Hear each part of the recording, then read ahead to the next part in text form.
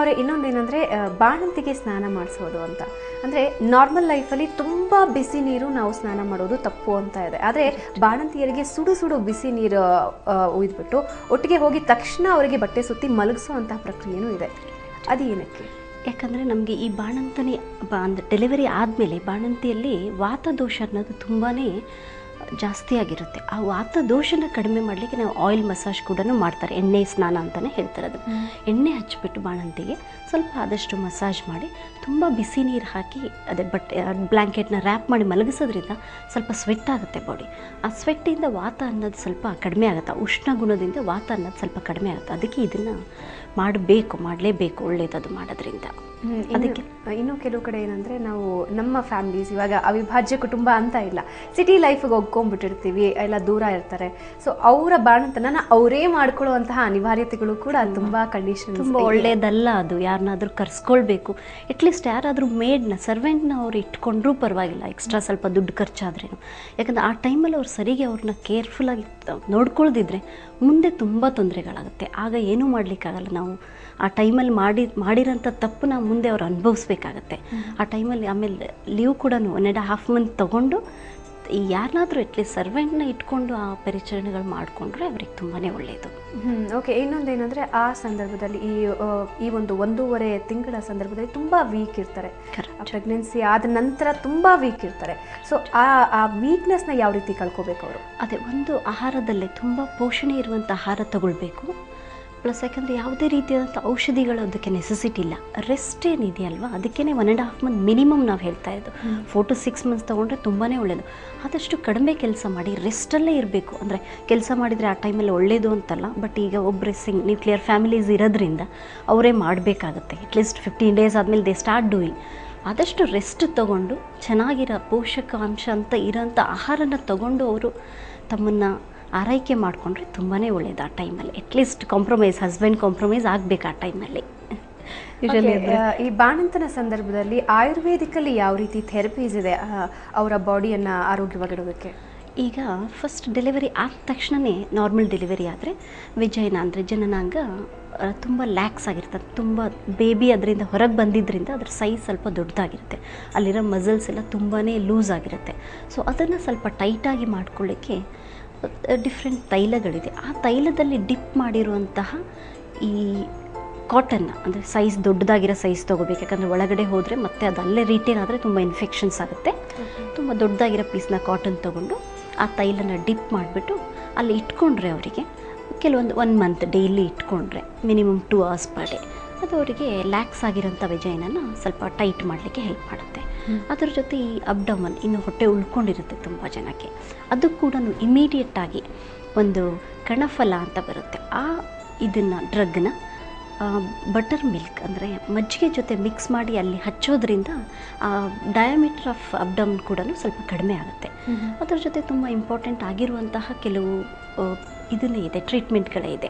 ಅಭ್ಯಂಗ, ಸರ್ವಾಂಗ ಅಭ್ಯಂಗ ಮತ್ತು ಸ್ವೇದ ಅಂತಂದರೆ ಹೋಲ್ ಬಾಡಿ ಮಸಾಜ್ ಮತ್ತು ಹೋಲ್ ಬಾಡಿ ಸ್ಟೀಮ್. ಅದು ತುಂಬಾ ಇಂಪಾರ್ಟೆಂಟ್ ಆಗಿರೋದು.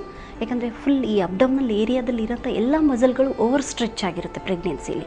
ಅದು ನಾರ್ಮಲ್ಗೆ ಬರಬೇಕಂದ್ರೆ ಟೈಮ್ ಕೂಡ ಬೇಕು. ಈ ಥರ ಟ್ರೀಟ್ಮೆಂಟ್ಗಳು ಮಾಡಿಕೊಂಡ್ರೆ ಬೇಗನೆ ಕರೆಕ್ಟಾಗಿ ನಾರ್ಮಲ್ ಆಗುತ್ತೆ ಅಂತ, ಯಾವುದೇ ರೀತಿ ತೊಂದರೆ ಆಗ್ತೀರ ಅಂತ. ಆ ಅಭ್ಯಂಗದಲ್ಲಿ 5 ಪೊಸಿಷನಲ್ಲಿ ಅಭ್ಯಂಗ ಮಾಡ್ತಾರೆ. ಅದರಲ್ಲಿ ಒಂದು ಅಂದರೆ ಡಿಫ್ರೆಂಟ್ ಆಯಿಲ್ಗಳು ಯೂಸ್ ಮಾಡ್ತಾರೆ. ಎಲ್ಲ ವಾತಾಹಾರ ತೈಲಗಳು, ಬಲ ತೈಲ ಇರಬಹುದು ಅಥವಾ ಕ್ಷೀರಬಲ ತೈಲ, ಆ ಥರ ತೈಲಗಳನ್ನ ಯೂಸ್ ಮಾಡಿಬಿಟ್ಟು 5 ಪೊಸಿಷನ್ಸ್ಲಿ ಒಂದು ಫುಲ್ ಮಲಗಿಸ್ಬಿಟ್ಟು ಮಾಡ್ತಾರೆ. ಆ ಥರ ಈಚ್ ಇದಕ್ಕೆ 7 minutes ಮಾಡ್ತಾರೆ ಮಸಾಜ್ನ. ಇನ್ನೊಂದು side left lateral, right lateral position ಅಂತ ಸೈಡಿಗೆ, ರೈಟಿಗೆ ಮತ್ತು ಲೆಫ್ಟ್ ಸೈಡಿಗೆ, ಬ್ಯಾಕ್ ಸೈಡು ಕೂರಿಸ್ಬಿಟ್ಟು ಅದು ಮಾಡಬೇಕಾದ್ರೆ ಈವನ್ ಹೆಡ್ ಮಸಾಜ್ ಕೂಡ ಮಾಡ್ತಾರೆ. ಯಾಕಂದರೆ ಅವಳು ಮೆಂಟಲಿ ಎಷ್ಟು ಕೂಲ್ ಆಗಿರ್ತಾಳೆ ಅಷ್ಟು ಬೇಗ ಅವಳ ಬಾಡಿ ರಿಕವರಿ ಆಗುತ್ತೆ. ಓಕೆ. ಸೊ ಅದರಿಂದ ಈ ಪೊಸಿಷನ್ನೆಲ್ಲ ಮಸಾಜ್ ಮಾಡಿಬಿಟ್ಟು 35 minutes ಆಗುತ್ತದು ಮಿನಿಮಮ್. ಹೊಟ್ಟೆ ಕೂಡ ಸ್ವಲ್ಪ ಕೇರ್ಫುಲ್ಲಾಗಿ ಚೆನ್ನಾಗೇ ಮಾಡ್ತಾರೆ. ಮಾಡೋದ್ರಿಂದ ಹೊಟ್ಟೆ ಜಾಸ್ತಿ ಇದ್ರೂ ಕರಗುತ್ತೆ. ಪ್ಲಸ್ ಆ ಸ್ಟ್ರೆಚ್ ಮಾರ್ಕ್ಸ್ ಎಲ್ಲನೂ ಸ್ವಲ್ಪ ಅಂದರೆ ಪ್ರೆಗ್ನೆನ್ಸಿಯಲ್ಲಿನೂ ಕೆಲವೊಂದು ಔಷಧಿಗಳಿದೆ, ಅದು ಹಚ್ಚೋದ್ರಿಂದ ಸ್ಟ್ರೆಚ್ ಮಾರ್ಕ್ಸ್ ಕಡಿಮೆ ಆಗಿರುತ್ತೆ. ಅದ್ರ ಜೊತೆ ಡೆಲಿವರಿ ಆದಮೇಲೆ ಕೂಡ ಈ ಆಯಿಲ್ ಮಸಾಜಸ್ ಮಾಡಿಸ್ಕೊಳ್ಳೋದ್ರಿಂದ ಸ್ಟ್ರೆಚ್ ಮಾರ್ಕ್ಸ್ ಅಷ್ಟೊಂದು ಕಾಣಿಸಲ್ಲ, ಸ್ವಲ್ಪ ಬೇಗ ರಿಕವರಿ ಆಗ್ಬೋದು. ತುಂಬ ಅಗಲ ಇರೋ ಮಾರ್ಕ್ಸ್ ಸ್ವಲ್ಪ ಚಿಕ್ಕದಾಗಿ ಕಾಣಿಸ್ಬಹುದು. ಇದಾದಮೇಲೆ ಒಂದು 15 minutes ಹಾಗೆ ಜನರಲ್ ಫುಲ್ ಬಾಡಿಗೆ ಸ್ಟೀಮ್ ಕೊಡ್ತಾರೆ. ಆಮೇಲೆ ಸ್ನಾನ ಮಾಡ್ಕೊಂಡು, ಇದು ಮನೇಲಿ ಏನು ಎಣ್ಣೆ ಸ್ನಾನ ಮಾಡ್ತಿದ್ರೆ ಅದ್ರದ್ದು ಹೈಯರ್ ವರ್ಷನ್ ಸ್ವಲ್ಪ. ಇದನ್ನು ಮಿನಿಮಮ್ ಅವ್ರು 1 ಮಂತ್ ಮಾಡಿಕೊಂಡ್ರೆ ತುಂಬಾ ಒಳ್ಳೆಯದು. ಅಂದರೆ ಮಿನಿಮಮ್ 1 ಮಂತ್ ಮಾಡಬೇಕಾಗತ್ತೆ. ಇದ್ರ ಜೊತೆ ಇನ್ನೂ ಕೆಲವು ಟ್ರೀಟ್ಮೆಂಟ್ಗಳಿದೆ. ಉದ್ವರ್ತನ ಅಂತ ಹೇಳ್ತೀವಿ. ಅದು ಈ ಹೊಟ್ಟೆ ಎಷ್ಟೊಂದು ಜನಕ್ಕೆ ನಾರ್ಮಲಿ ಹೊಟ್ಟೆ ಉಳ್ಕೊಂಡಿರುತ್ತೆ. ಆ ಹೊಟ್ಟೆ ಉಳಿದಿರೋಂಥವ್ರಿಗೆ ಅಥವಾ ತುಂಬಾ ದಪ್ಪ ಆಗಿರ್ತಾರೆ ಪ್ರೆಗ್ನೆನ್ಸಿಲಿ ಅಥವಾ ಬಾಣಂತನದಲ್ಲಿ ಚೆನ್ನಾಗಿ ಎರಡರಲ್ಲಿ ಯಾರನ್ನ ಅಜ್ಜ ಅಜ್ಜಿ ಇದ್ದರೆ ಮನೆಯಲ್ಲಿ ಚೆನ್ನಾಗಿ ತಿನ್ನಿಸಿ ಅವ್ರನ್ನ ತುಂಬ ದಪ್ಪ ಮಾಡಿಬಿಟ್ಟಿರ್ತಾರೆ. ವೀಕ್ ಇದ್ದೀರಾ ತಿನ್ನಿ ಅಂತ ಹೇಳ್ಬಿಟ್ಟು ತುಂಬ ದಪ್ಪ ಆಗಿಬಿಟ್ಟು ಫ್ಯಾಟ್ ತುಂಬ ಡೆಪಾಸಿಟ್ ಆಗಿದ್ದರೆ ಅದಕ್ಕೆ ಕೂಡ ಟ್ರೀಟ್ಮೆಂಟ್ಗಳಿದೆ. ಇದನ್ನು ಯೂಶ್ವಲಿ 15 ಡೇಸ್ ನಂತರನೇ ನಾವು ಮಾಡ್ತೀವಿ.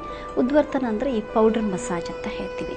ಕೆಲವೊಂದು ಕೋಲಕುಲಕ್ತಾದಿ ಪೌಡರ್ಸು ಅಥವಾ ತ್ರಿಫಲ ಡಿಫ್ರೆಂಟ್ ಪೌಡರ್ಸ್ ಎಲ್ಲ ಮಿಕ್ಸ್ ಮಾಡಿಬಿಟ್ಟು ಅದಕ್ಕೆ ಸ್ವಲ್ಪ ಆಯಿಲ್ ಅದಕ್ಕೆ ಆಯಿಲ್ ಮಿಕ್ಸ್ ಮಾಡಿ ನೀರು ಹಾಕಿ ಪೇಸ್ಟ್ದಲ್ಲೂ ಮಾಡ್ತಾರೆ, ಇಲ್ಲ ಪ್ಲೇನ್ ಪೌಡ್ರಲ್ಲಿ ಕೂಡ ಮಾಡ್ತಾರೆ. ಆ ಪೌಡ್ರ್ ತೊಗೊಂಡು ಯಾವ ಜಾಗ ಅವರಿಗೆ ತುಂಬಾ ಫ್ಯಾಟ್ ಡೆಪಾಸಿಟ್ ಆಗಿದೆ, ಹೊಟ್ಟೆ ಇರ್ಬೋದು ಅಥವಾ ಬಟಕ್ಸ್ ಇರ್ಬೋದು ಇಲ್ಲ ಥೈಸ್ ಇರ್ಬೋದು, ಅಲ್ಲೆಲ್ಲ ಪ್ರೆಷರಿಂದ ಮಸಾಜ್ ಮಾಡ್ತಾರೆ. ಆ ಮಸಾಜ್ ಮಾಡೋದ್ರಿಂದ ಅವರಿಗೆ ಆ ಡಯಾಮೀಟರ್ ಇಂಚಸ್ಸಲ್ಲಿ ಕಡಿಮೆ ಆಗುತ್ತೆ, ಡೆಫಿನೆಟಾಗಿ ಕಡಿಮೆ ಆಗುತ್ತೆ. ಇದು ಕೂಡ ಅಷ್ಟೇ 15 ಡೇಸ್ ಮಿನಿಮಮ್ ಮಾಡಿಸ್ಕೊಳ್ಬೇಕು. ಮ್ಯಾಕ್ಸಿಮಮ್ ಅವರು 1 ಮಂತ್ ಮಾಡಿಸ್ಕೊಳ್ಬೋದು. ಓಕೆ, ಈ ಬಾಣಂತನ ಸಂದರ್ಭದಲ್ಲಿ ಬಾಣಂತನ ಸನ್ನಿ ಅಂತ ಶುರು ಆಗುತ್ತೆ. ಅಂದರೆ ಫಿಸಿಕಲಿ ಅವ್ರು ತುಂಬ ವೀಕ್ ಇರ್ತಾರೆ ನಿಜ, ಆದರೆ ಮೆಂಟಲಿ ಕೂಡ ಅವರಿಗೆ ಸ್ಟ್ರೆಸ್ ಇರುತ್ತೆ, ಗೊಂದಲಗಳಿರುತ್ತೆ. ಅದನ್ನು ಯಾವ ರೀತಿ ಕಮ್ಮಿ ಮಾಡ್ಕೋಬಹುದು? ಅದನ್ನು ಈ ಹೆಡ್ ಮಸಾಜ್ ಅಂತ ಹೇಳಿದೆ, ಅದು ಮಾಡ್ತಾರೆ ಈ ಸರ್ವಾಂಗ ಅಭ್ಯಂಗ ಮಾಡಬೇಕಾದ್ರೆ. ಆ ಮೆಂಟಲ್ ಡೆಲಿಕಸಿನ ಅದರಿಂದ ತುಂಬಾ ಇದಾಗುತ್ತೆ. ಅದ್ರ ಜೊತೆ ಅವರು ಒಳ್ಳೇದು, ಈಗ ಮನೇಲಿ ಯಾರಿರ್ತಾರೆ ಅವರಿಗೆಲ್ಲ ಒಳ್ಳೆಯದನ್ನೇ ಹೇಳಬೇಕು, ಎನ್ಕರೇಜ್ ಮಾಡ್ತಾ ಇರಬೇಕು. ಯಾಕಂದರೆ ಅವ್ರಿಗೆ ತುಂಬ ಕಾಂಪ್ರಮೈಸ್ ಆಗಿರ್ತಾರೆ ಆ ಟೈಮಲ್ಲಿ. ಜಾಬ್ ಇದ್ದರೆ ಜಾಬಿಗೆ ಹೋಗ್ತಿರಲ್ಲ, ಯಾಕಂದ್ರೆ ಮನೇಲಿ ಕೂತ್ಕೊಳ್ಳೋಕೆ ತುಂಬಾ ಬೋರ್ ಆಗ್ತಿರುತ್ತೆ. ಅಥವಾ ಮಗು ತುಂಬ ಕಿರಿಕಿರಿ ಮಾಡ್ತಿರುತ್ತೆ, ತುಂಬ ಚಿಕ್ಕ ಮಗು ಇರುತ್ತೆ, ಕಿರಿಕಿರಿ ಮಾಡ್ತಿರುತ್ತೆ, ನಿದ್ದೆ ಆಗ್ತಾ ಇರಲ್ಲ ಅವರಿಗೆ, ಮಧ್ಯೆ ಮಧ್ಯೆ ಎದ್ದು ಹಾಲು ಕುಡಿಸ್ಬೇಕಾಗತ್ತೆ. ಅದರಿಂದ ತುಂಬಾ ಕಿರಿಕಿರಿ ಆಗ್ತಾ ಇರುತ್ತೆ ಅವ್ರಿಗೆ ಮೆಂಟಲಿ. ಆ ಮಸಾಜ್ ಮಾಡೋದ್ರಿಂದ, ಆಮೇಲೆ ಒಳ್ಳೆಯ ಯೋಚನೆಗಳು ಮಾಡೋದ್ರಿಂದ, ಆದಷ್ಟು ಮೆಡಿಟೇಷನ್ ಒಂದು 5-10 ನಿಮಿಷ ಮೆಡಿಟೇಷನ್ ಮಾಡೋದ್ರಿಂದ ಇದರಿಂದೆಲ್ಲ ಅವರಿಗೆ ಹೆಲ್ಪ್ ಆಗುತ್ತೆ. ವೀಕ್ಷಕರೇ, ಬಾಣಂತನದ ಸಂದರ್ಭದಲ್ಲಿ ಯಾವೆಲ್ಲ ರೀತಿ ಆರೈಕೆ ಮಾಡ್ಕೋಬೇಕು, ಈಗಾಗಲೇ ಸಾಕಷ್ಟು ಮಾಹಿತಿ ಪಡ್ಕೊಂಡ್ವಿ. ಇನ್ನೂ ಮಾಹಿತಿಗಳು ನಿಮಗೋಸ್ಕರ ಕಾಯ್ತಾ ಇವೆ. ಅದಕ್ಕೂ ಮುಂಚೆ ಒಂದು ಬ್ರೇಕ್.